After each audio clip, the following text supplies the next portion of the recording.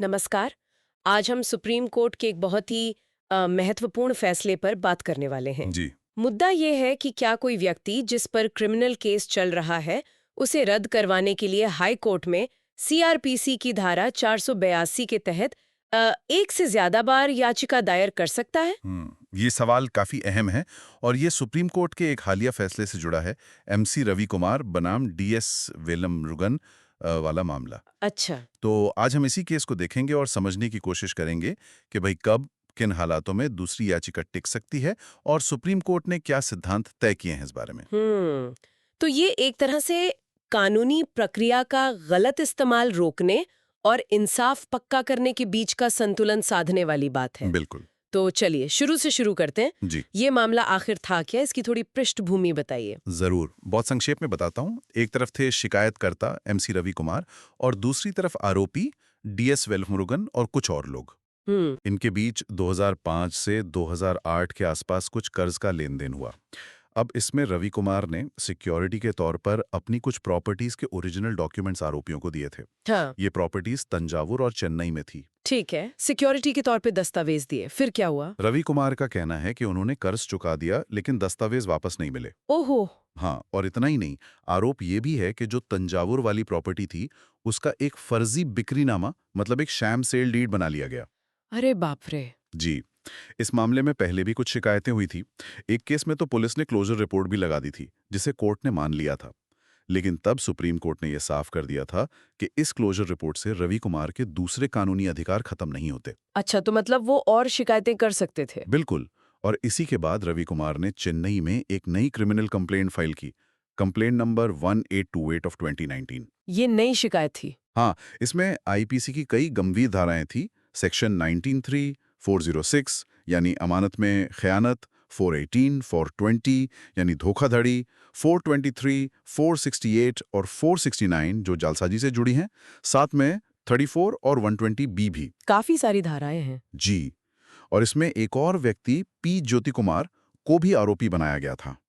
उस पर आरोप था कि उसने रवि कुमार के एक फ्लैट के ओरिजिनल डॉक्यूमेंट्स इस्तेमाल करके कोई सिविल केस फाइल कर दिया था। समझ गए। तो ये थी शिकायत। अब आते हैं अदालती लड़ाई पर। आरोपियों ने इसे रद्द करवाने की कोशिश की होगी। बिल्कुल। उन्होंने मद्रास हाईकोर्ट में सीआरपीसी की धारा 482 के तहत पहली याचिका डाली, सीआरओपी नंबर 14186 ऑफ 2019।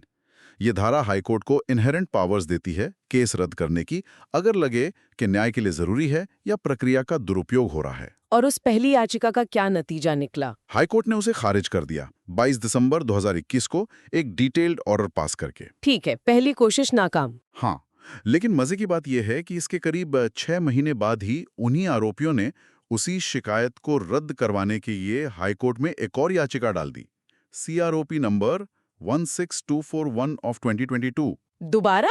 पहली खारिज होने के बाद? ये कैसे? यही तो सवाल था। और इस बार हाईकोर्ट ने ये दूसरी याचिका मान ली।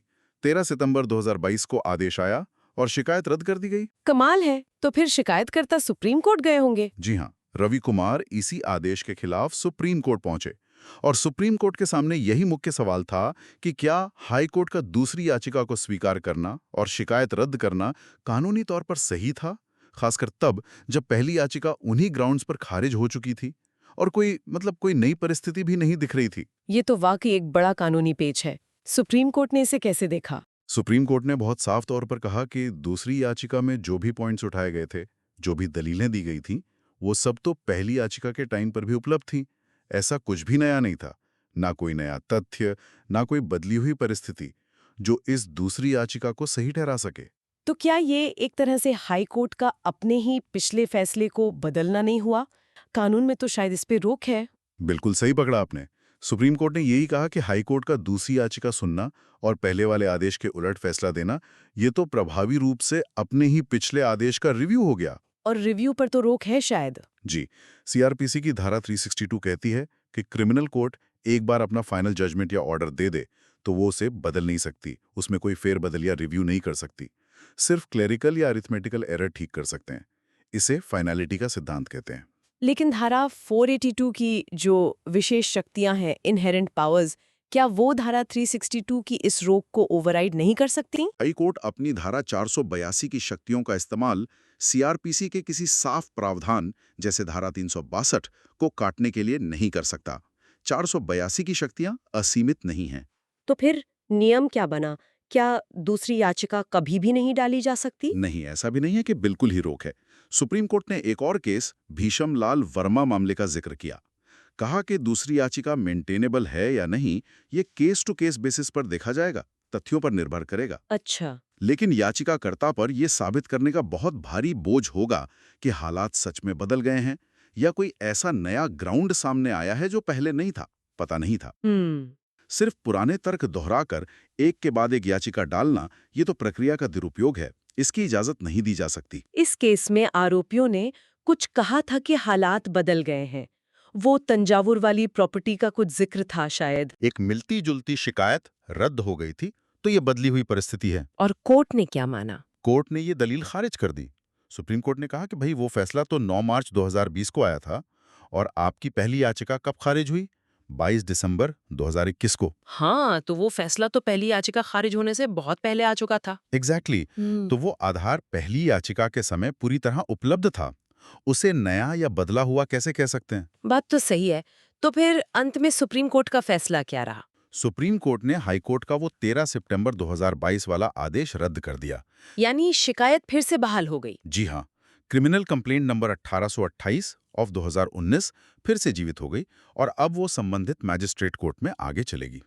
सुप्रीम कोर्ट ने यह भी साफ किया कि आरोपी ट्रायल के दौरान अपना बचाव करने के लिए स्वतंत्र हैं, जो भी उनके डिफेंस है वो रख सकते हैं। तो इस पूरी बातचीत का निचोड़ ये निकलता है कि भाई सीआरपीसी धारा 482 के तहत दूसरी बार केस रद्द करवाने की अर्जी देना कोई आम बात नहीं है।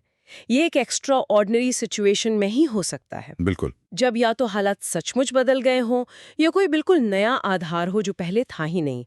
पुराने पॉइंट्स पर बार बार याचिका लगाना ये कानून का मजाक उड़ाना है और धारा 362 के भी खिलाफ है। एकदम सही कहा आपने। ये फैसला अदालती कार्यवाही में एक तरह की फाइनलिटी, एक स्थिरता लाता है। ये तो है।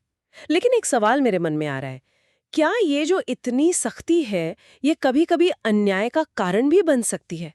सोचिए, अगर पहली याचिका में कोई बहुत ही जरूरी कानूनी पॉइंट उठाने से रह गया हो, गलती से अनजाने में, भले वो पहले पता था, तो ऐसे में वो रास्ता तो बंद हो गया। तो फिर प्रोसीजरल फेयरनेस और न्याय का जो असली मकसद है, उसके बीच सही बैलेंस कहाँ मिलेगा? ये शायद एक बड़ा सवाल है। बिल्कुल, ये एक बहस का मुद्दा है और इस पर हमेशा विचार होता रहेगा कि प्रक्रिया और न्याय के बीच सही संतुलन कैसे बने।